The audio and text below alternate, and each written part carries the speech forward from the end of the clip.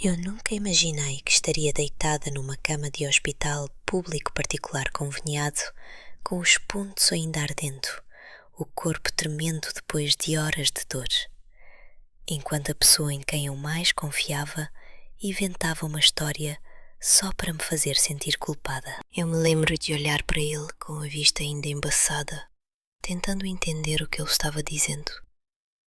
Alguma coisa sobre ter passado mal, sobre ter ido ao chão, sobre como a jaqueta dele tinha ficado suja.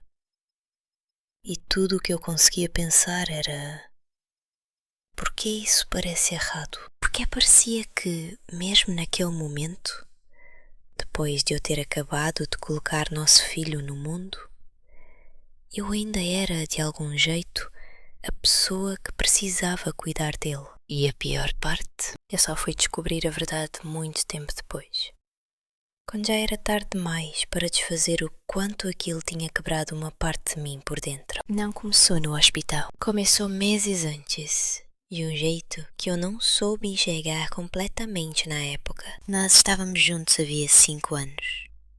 5 anos crescendo lado a lado, tentando descobrir quem éramos, construindo uma vida que parecia estável e real. Ele era gentil. Essa sempre foi a palavra que eu usava para descrevê-lo. Gentil, trabalhador, presente. O tipo de homem que falava, ainda no começo do namoro, que queria ser um bom marido, um bom pai, muito antes de a gente sentar para realmente falar sobre filhos. Então, quando eu descobri que estava grávida, antes do que a gente imaginava, mas não exatamente sem planejamento, eu não fiquei assustada daquele jeito que as pessoas esperam que uma mulher fique. Eu me senti firme, como se aquilo fosse só o próximo passo da nossa história. No começo, fisicamente, eu até tive sorte. Não tive aquele enjoo que todo mundo descreve. Nada de passar as manhãs abraçada no vaso, nada de correr para o banheiro. Mas o que eu tive foi um cansaço tão profundo que eu não sabia explicar. Não era só sono. Era como se meu corpo inteiro fosse feito de areia encharcada. Eu sentava por 5 minutos e de repente parecia que eu não dormia há dias. Minhas pálpebras ficavam pesadas no meio dos estudos. Minha cabeça ia ficando lenta, como se tudo estivesse coberto por uma camada grossa de mel. Eu estava no fim do semestre da faculdade, no meio de prova, trabalho, entrega, tentando acompanhar todo o mundo, tentando agir como se nada tivesse mudado. Mas toda tarde eu precisava me deitar. Não era opção. Era necessidade.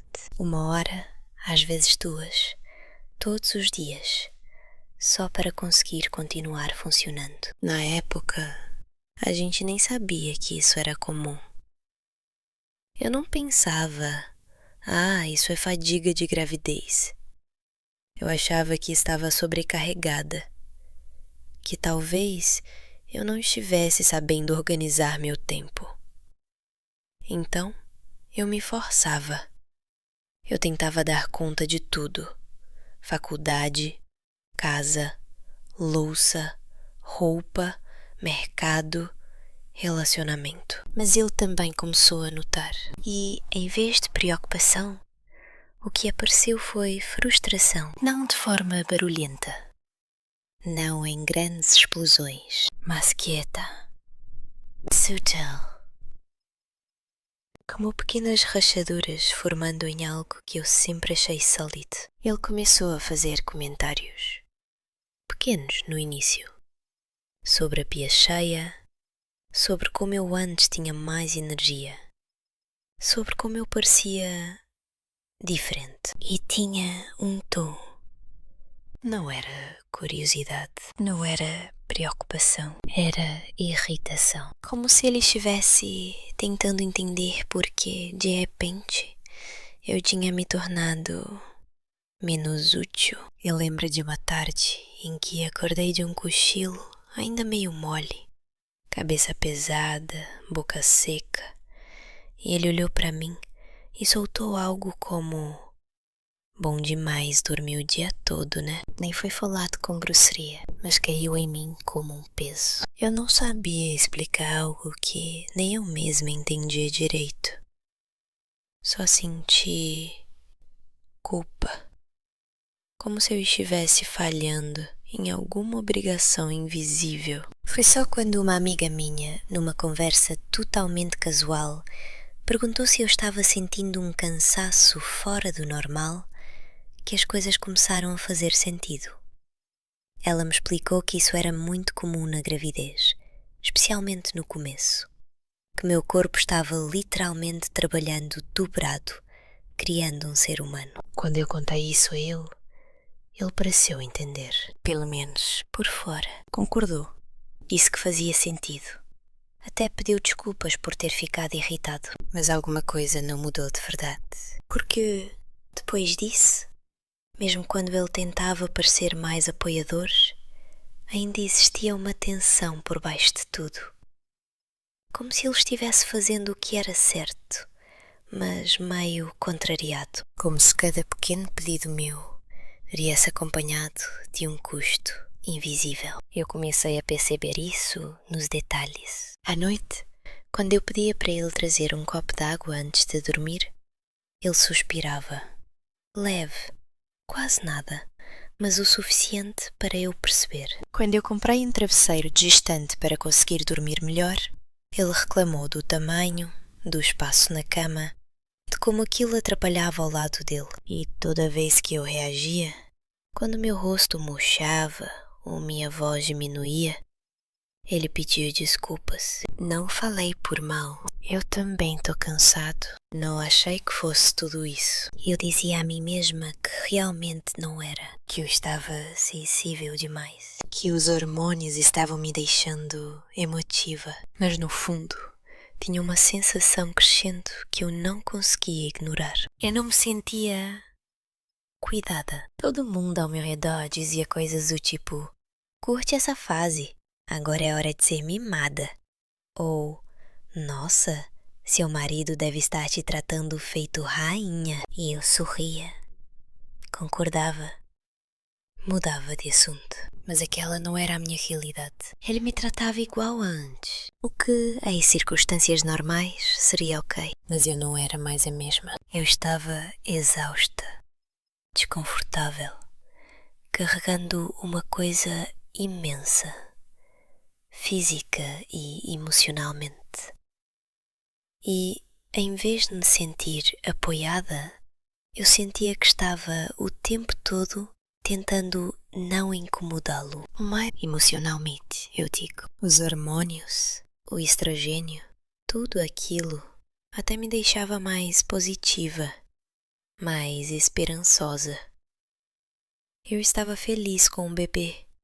Eu repetia para mim mesma que quando ele nascesse, as coisas iam se ajeitar, que aquilo era só uma fase. Enquanto isso, ele começou a mergulhar em podcasts, daqueles sobre que os homens passam durante a gravidez da parceira. No começo, eu achei bonito. Achei que ele estava tentando entender, se preparar, entrar no universo da paternidade de verdade. Só que, aos poucos, o tom mudou. Ele começou a falar sobre como ninguém pergunta como o pai está, como os homens também sofrem, como ninguém reconhece as dificuldades deles. E eu concordava com ele, de verdade.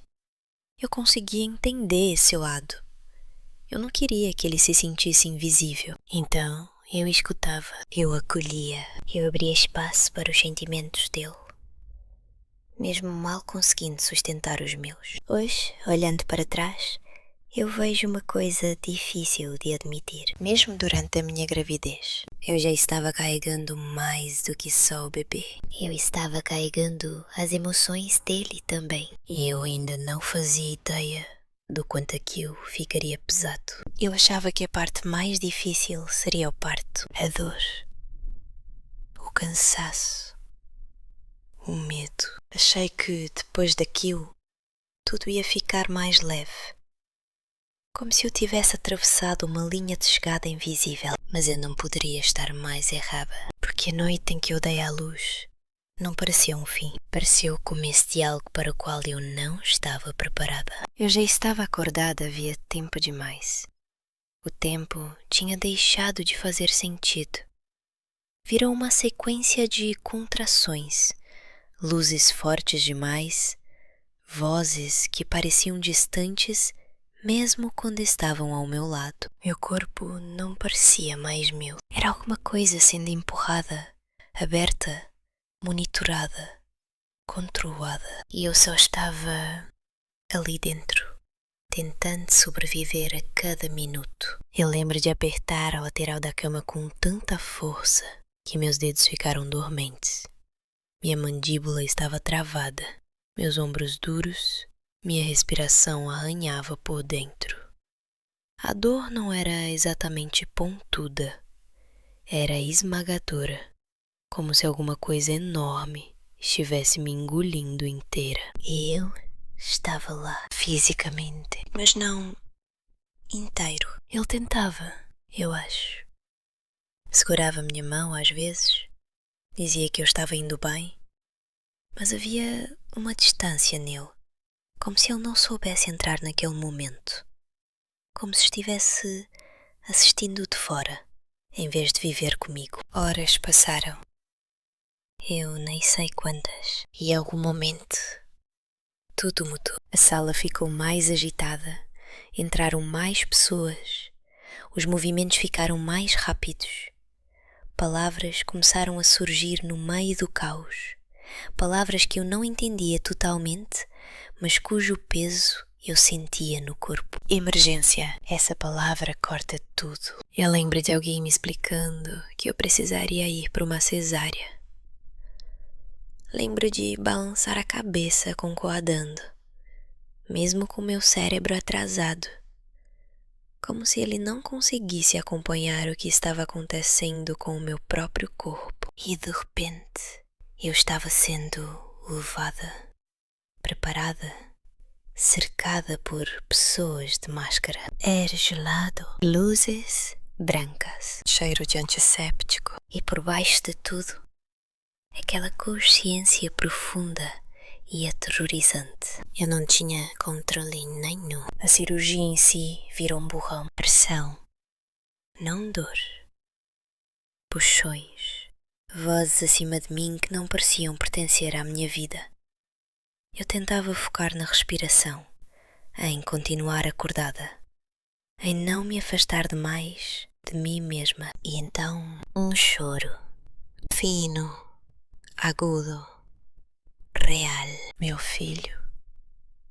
Por um segundo, tudo parou. Todo o medo, todo o cansaço, todo o barulho desabaram dentro daquele único som. Eles me mostraram ele por um instante e eu me lembro de pensar como ele era pequeno, pequeno demais, impossivelmente pequeno.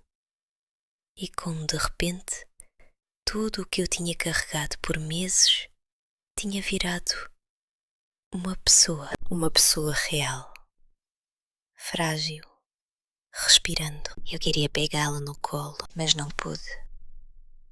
Ainda não. E num segundo, ele já tinha sido levado de novo para limpar, examinar, enrolar. E eu fiquei ali, sendo costurada, tentando processar o fato de que eu tinha acabado de me tornar mãe. Quando me levaram para o quarto de recuperação, já devia ser perto de meia-noite. Eu não tinha dormido. Não de verdade. Não havia dias. Meu corpo parecia oco e pesado ao mesmo tempo. Cada movimento mandava uma dor funda pelo meu abdômen, como se algo dentro de mim tivesse sido reorganizado. O que, claro, tinha sido. Ele ficou comigo por um tempo, mas aí veio a regra. Sem acompanhante de madrugada. E assim, ele teve que ir embora. Eu lembro de ver-lhe juntando as coisas e um pânico inesperado subiu pelo meu peito. Eu não queria ficar sozinha. Não daquele jeito. Não quando tudo parecia tão frágil. Mas eu não disse em voz alta. De que eu já tinha aprendido ao longo daqueles meses, em pequenas doses, que precisar de mais deixava ele desconfortável. Então eu só assenti. Disse que ficaria bem. Vi ele sair. E então era só eu e um bebê recém-nascido, num quarto que de repente parecia grande demais e silencioso demais. Aquela noite foi uma das mais longas da minha vida. As enfermeiras entravam e saíam, me examinavam, me ensinavam a segurar ele, a posicionar para mamar, a reconhecer o choro. Mas na maior parte do tempo era só eu e aquele serzinho minúsculo que dependia completamente de mim. Ele chorava muito, não alto no começo, mas constante. Aquele choro baixinho e contínuo que vai desgastando aos poucos, que aperta o peito porque você ainda não sabe do que ele precisa. Eu tentei de tudo. Colorado, balanço, amamentação. Falar com ele numa voz que nem parecia minha de tão cansada que eu estava. Meus braços doíam, meus olhos queimavam. Toda vez que eu achava que ele tinha finalmente dormido, alguma coisa o acordava de novo. E a pior parte, eu não conseguia descansar. Mesmo quando ele ficava quieto, meu corpo não relaxava por completo. Era como se eu estivesse presa num estado permanente de alerta, com medo de fechar os olhos por tempo demais e alguma coisa acontecer. Quando amanheceu, eu já estava acordada havia 4 dias. 4 dias.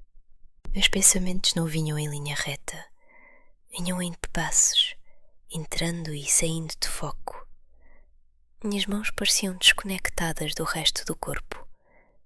Minhas emoções estavam cruas. Então, quando ele entrou no quarto naquela manhã, eu senti uma onda de alívio que eu nem consigo descrever direito. Como se, finalmente, eu não estivesse mais sozinha naquilo. Ele também parecia cansado. E a primeira coisa que disse foi: eu desmaiei indo para casa ontem. Eu pisquei, tentando processar. O quê? Ele repetiu. Disse que devia ter apagado, que acordou no chão, que a jaqueta tinha ficado suja por causa da queda. Chegou a me mostrar, manchada, um pouco úmida. Por um segundo, eu senti uma fisgada de preocupação. Meu cérebro tentou mudar de trilho, sair de mim e focar nele, avaliar se ele estava bem. Mas tudo dentro de mim estava lento, embaçado. Eu lembro de perguntar se ele tinha se machucado. Ele disse, e foi isso.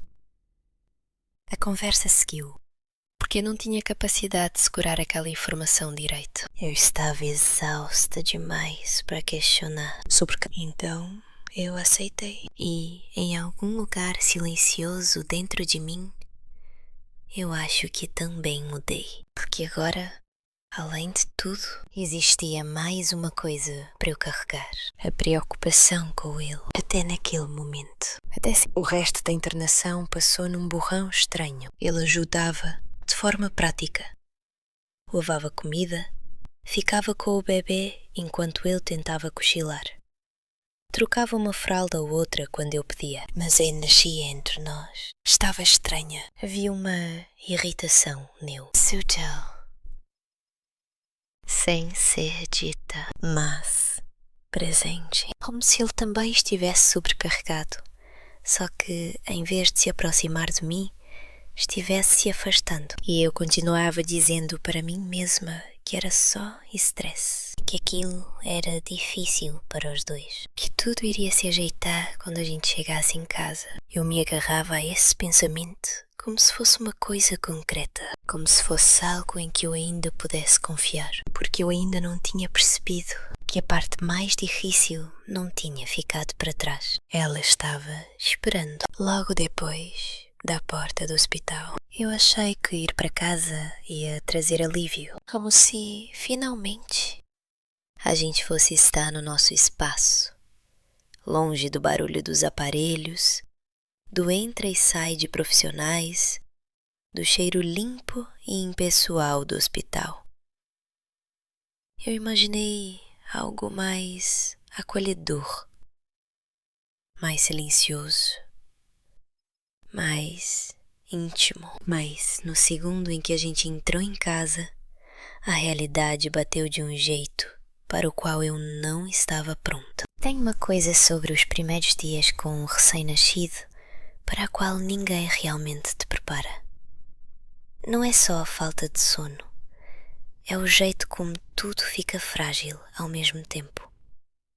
Seu corpo ainda está se recuperando, sua cabeça está no limite e aquele bebê depende de você literalmente para tudo. E não existe o botão de pausa. Nosso filho chorava muito. Não daquele jeito que cresce e depois passa, mas de um jeito que persistia, voltava, se repetia, fazia o tempo parecer mais lento só para esticar ainda mais os nervos. Eu tentava manter a calma, de verdade.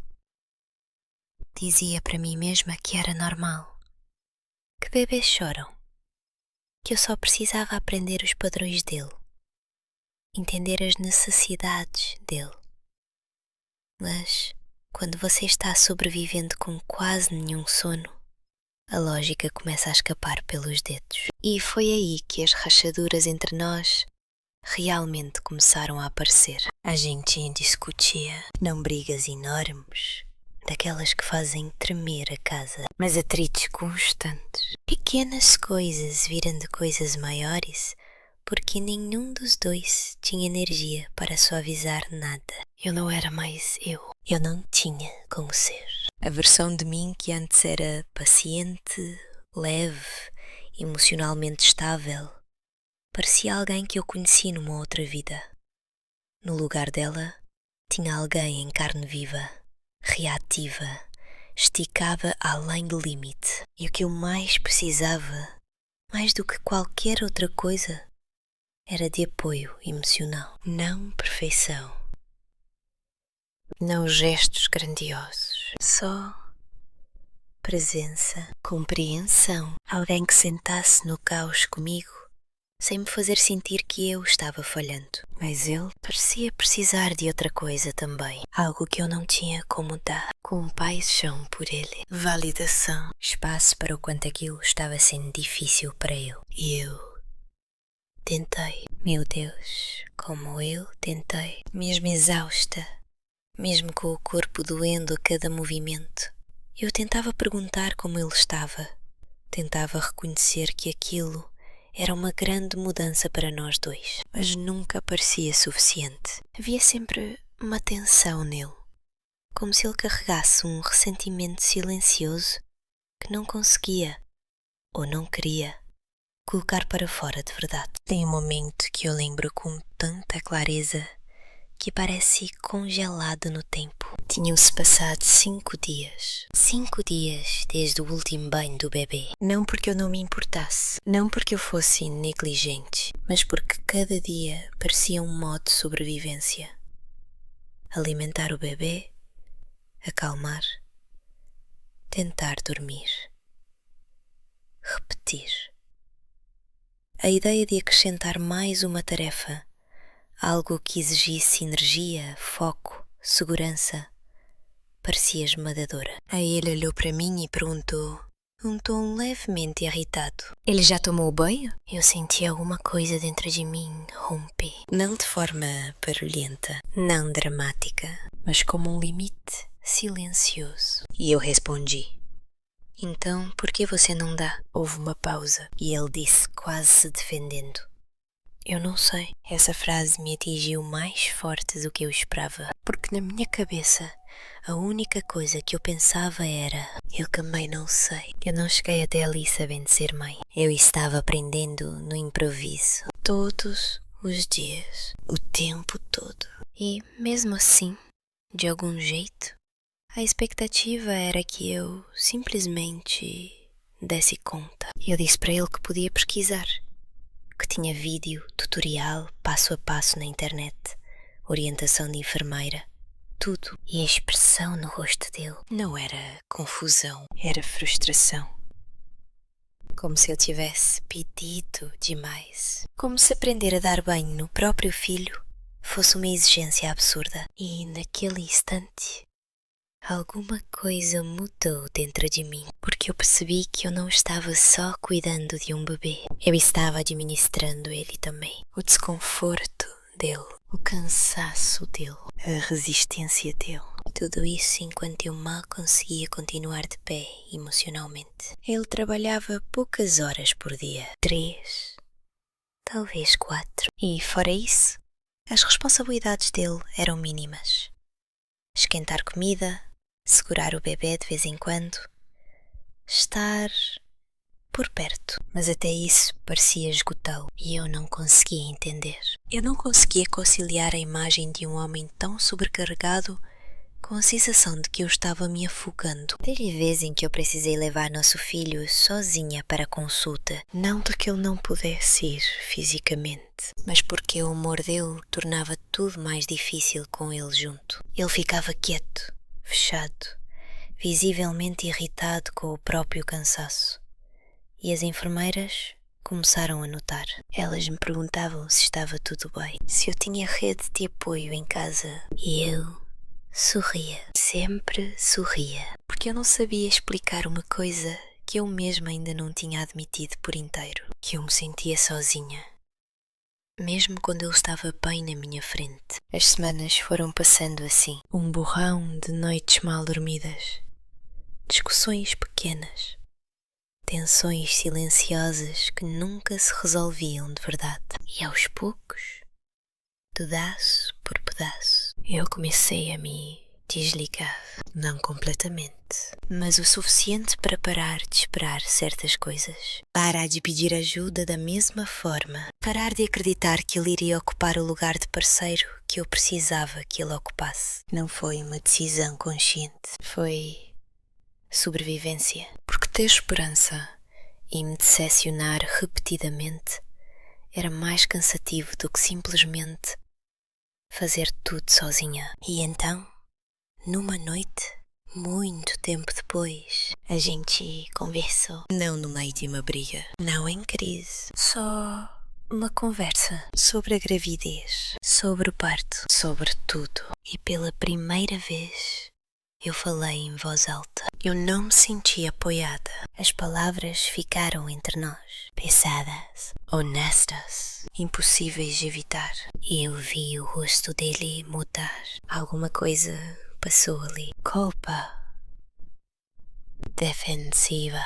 Eu não sabia. Mas então ele disse algo para o qual eu não estava preparada. Algo que reescreveu completamente aquele momento no hospital. Ele confessou que nunca tinha desmaiado de verdade. Por um segundo, eu sinceramente achei que tinha entendido errado. Como se meu cérebro, já cansado de tudo que a gente tinha vivido, tivesse falhado.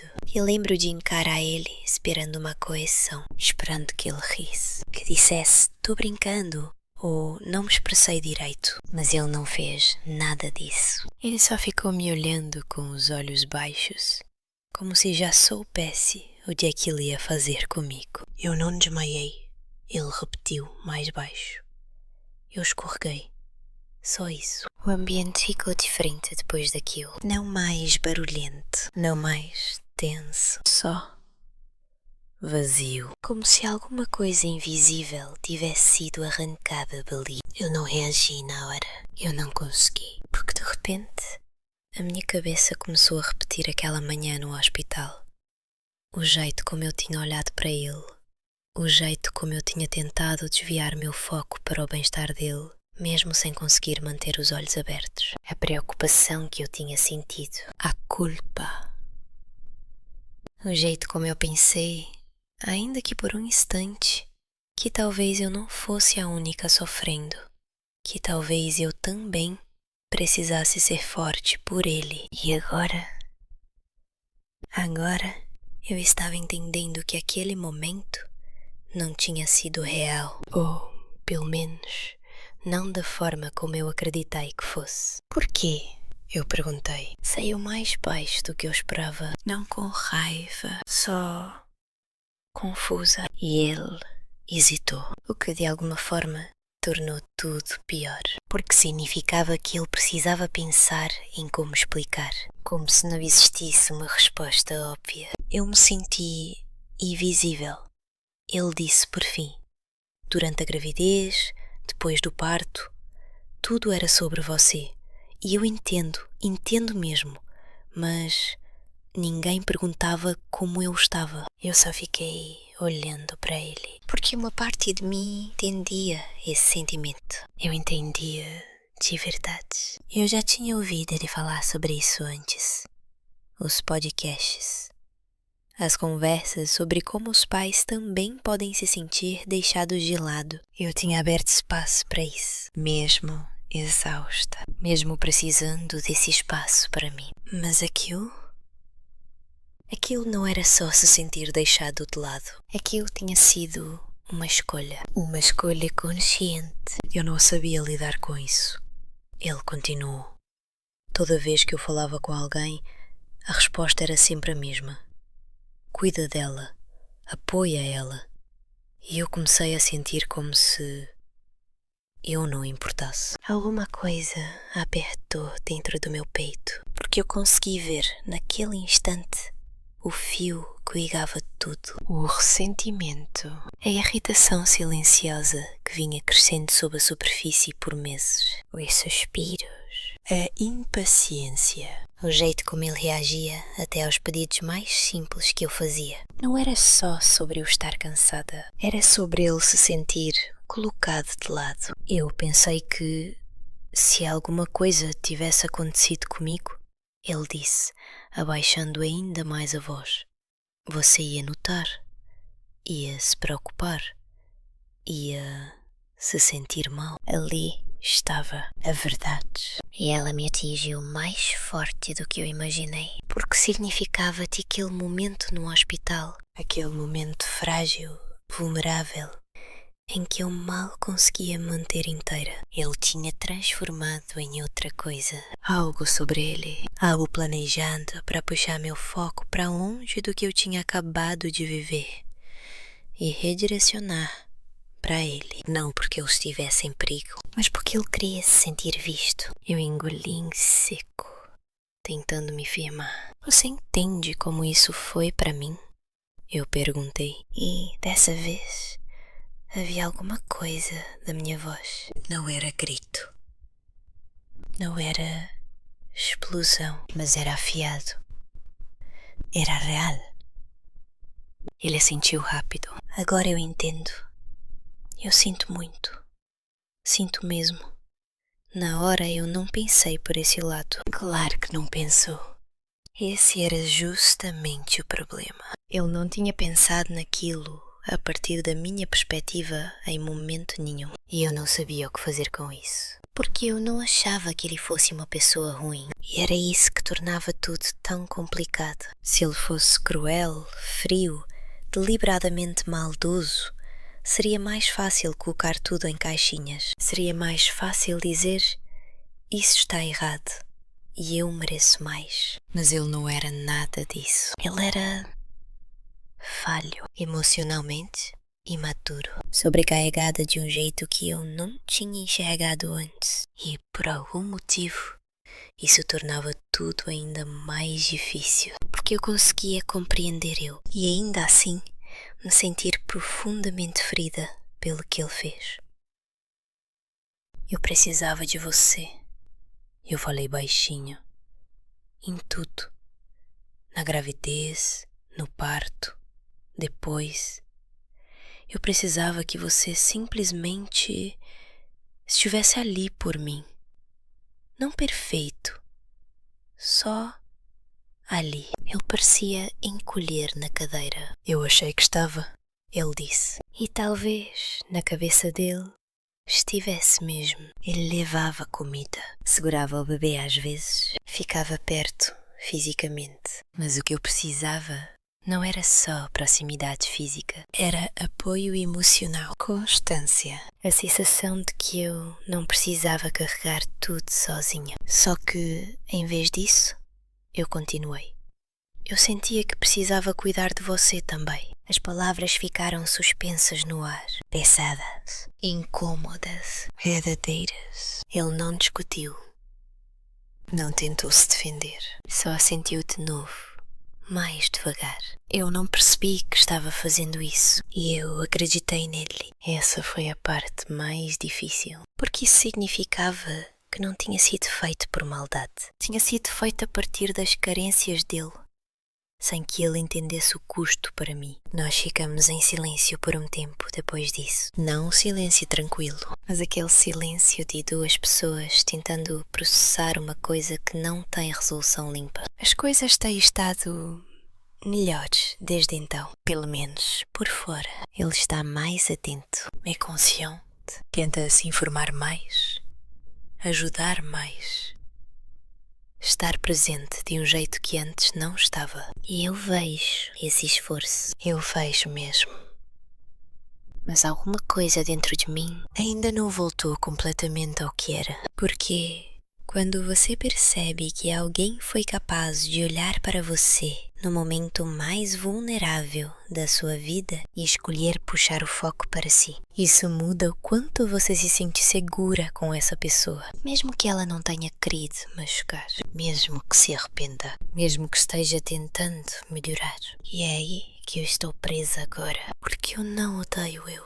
Eu não quero ir embora, mas eu também não sei se conseguiria passar por algo assim de novo. A ideia de ter outro filho, de ficar vulnerável daquele jeito outra vez e precisar dividir minha energia emocional entre a minha própria sobrevivência, meu filho e os sentimentos dele. Isso me assusta de verdade, num nível em que eu comecei a pensar que talvez da próxima vez eu nem quisesse ele lá. E só esse pensamento já me faz questionar tudo. Porque que tipo de casamento é esse? Que tipo de parceria parece mais fácil quando você está sozinha? Eu ainda estou tentando entender tudo isso. Ainda tentando descobrir onde fica a linha entre compreender alguém e aceitar algo que te feriu profundamente. Então eu preciso perguntar, se você estivesse no meu lugar, o que faria? E mais do que isso, como se segue em frente depois de uma coisa dessas,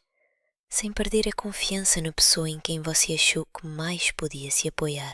Eu tenho vivido com essa pergunta por mais tempo do que eu esperava, mais tempo do que eu gostaria de admitir, porque já não é só sobre o que ele fez. É sobre o que isso revelou, sobre nós, sobre mim, sobre a versão do nosso relacionamento que eu achava que existia e a versão que realmente apareceu quando as coisas ficaram difíceis. Tem noites em que, depois que o bebê finalmente dorme e a casa fica em silêncio, eu fico olhando para o teto, revendo tudo. Não só o momento em que ele confessou a mentira, mas todos os pequenos detalhes que vieram antes. Os suspiros, a irritação, o jeito como eu fui deixando de pedir ajuda, porque parecia menos doloroso do que me decepcionar. E eu continuo me fazendo a mesma pergunta, de novo e de novo. Será que eu estava pedindo demais? Ou será que eu só estava pedindo para a pessoa errada? Esse pensamento me assusta, porque eu não quero que a resposta seja a segunda.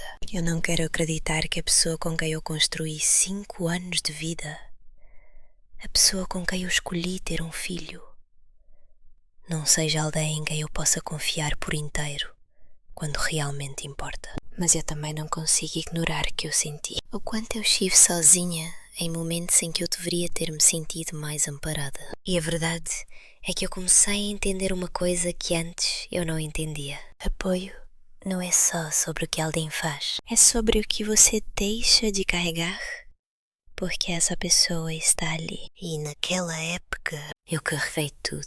Meu corpo, meu medo, meu cansaço, nosso bebê e ele.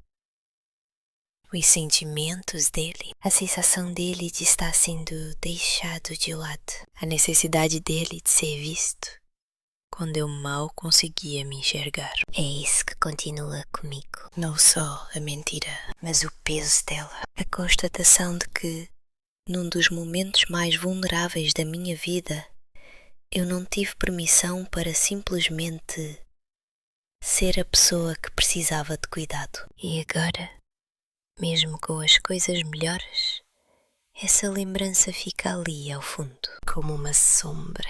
Ele tenta agora. Eu consigo ver. Ele pergunta mais como eu estou. Ele percebe mais rápido quando eu fico sobrecarregada.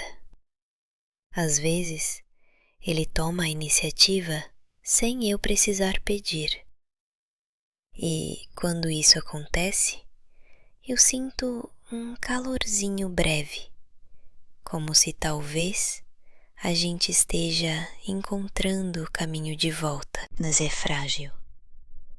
Porque confiança, quando racha, não volta ao lugar como mágica. Ela é reconstruída devagar, pedaço por pedaço. E às vezes eu me pego observando ele, não de forma consciente, mas por instinto, como se eu estivesse esperando para ver se ele vai escorregar para os padrões antigos. Se quando ficar difícil de novo, ele vai se fechar ou crescer. E eu não quero viver assim. Eu não quero estar no relacionamento em que eu esteja sempre me preparando para a próxima decepção, em que eu precise me organizar mentalmente para carregar tudo sozinha por precaução. Isso não é parceria. Isso é sobrevivência. Nós conversamos mais sobre isso desde aquela noite, mais honestamente do que em qualquer outro momento da nossa relação. Já falei coisas que eu vinha engolindo há meses, sobre como doía ouvir os suspiros dele diante dos meus pedidos, sobre como eu me sentia pequena quando o meu cansaço era tratado como inconveniência em vez de preocupação, sobre o quanto foi assustador passar por tudo aquilo e ainda sentir que eu precisava administrar as emoções dele por cima de tudo. E ele escutou de verdade, sem interromper, sem se defender a cada frase, só recebendo. E pela primeira vez eu vi algo diferente nele. Não culpa, não vergonha, mas compreensão, daquelas que assentam devagar, como uma engrenagem finalmente encaixando. Eu não sabia, ele me disse em certo momento. Eu achei que estava fazendo o bastante. E talvez essa seja mesmo a verdade. Talvez ele acreditasse sinceramente que estar presente fisicamente, fazer pequenas tarefas de vez em quando, já fosse suficiente. Talvez ninguém nunca tenha mostrado a ele como é apoio emocional de verdade. O que significa sentar ao lado da dor de alguém, sem transformar aquilo em si mesmo. O que significa oferecer sem precisar ser o centro em troca. Mas entender isso não apaga o que aconteceu, só torna o caminho adiante mais complicado. Porque agora não se trata mais de decidir se ele é uma pessoa boa ou ruim. Se trata de decidir se nós temos como crescer a partir disso. Se ele consegue se tornar o parceiro de que eu preciso e se eu consigo me permitir confiar nesse crescimento. E isso não acontece da noite para o dia. Acontece nos detalhes, naqueles momentos pequenos que por fora parecem insignificantes. Quando eu peço alguma coisa e ele responde sem hesitar. Quando eu estou sobrecarregada e ele percebe antes de eu precisar verbalizar. Quando ele escolhe entrar junto em vez de recuar. Esses momentos importam. Agora mais do que qualquer coisa que ele diga, porque palavras são fáceis. Mudança é mais silenciosa, mas muito mais honesta. Eu ainda não sei como vai ser o futuro. Não sei se, quando chegar a hora, eu vou me sentir segura o bastante para tê-lo ao meu lado de novo, num momento como um parto. Hoje, a resposta é não, e é difícil dizer isso, mas é a verdade.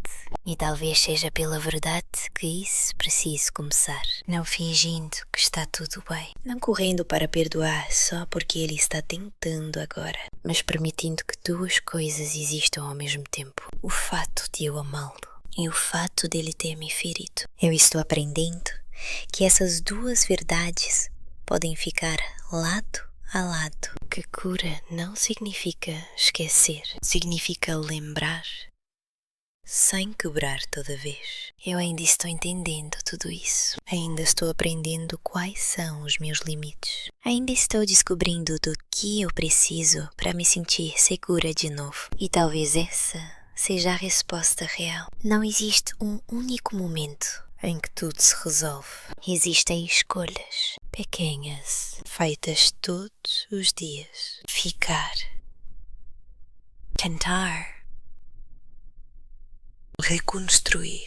Oh, não. Eu ainda estou aqui, ainda escolhendo tentar. Mas desta vez, eu não estou ignorando o que eu senti. Não estou minimizando. Não estou carregando mais do que deveria só para manter a paz. Porque eu também mereço apoio. Não só nos momentos fáceis, mas nos momentos que te rasgam por dentro. E se um dia eu passar por algo assim de novo, eu quero ter certeza de uma coisa, que eu não vou estar sozinha. Eu ainda estou tentando processar tudo isso.